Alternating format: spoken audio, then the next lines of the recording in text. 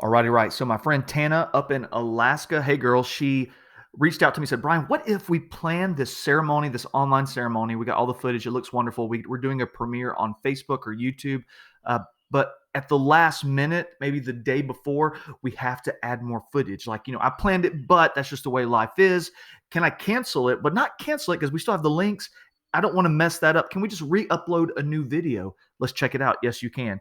So right here is some published post. I'm in Facebook, publishing tools, publish post. Here's my video that I set up to test this with. I'm going to click on it.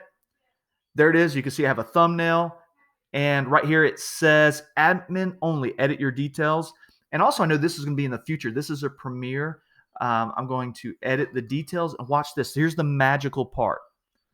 If you scroll down, you can still edit the details. So maybe you change your mind, like, Brian, I just don't like the language I use. It ain't right. You can come here and hit replace video.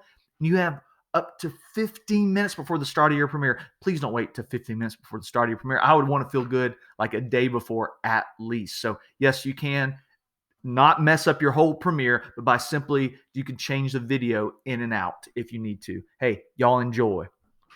Bam, bam.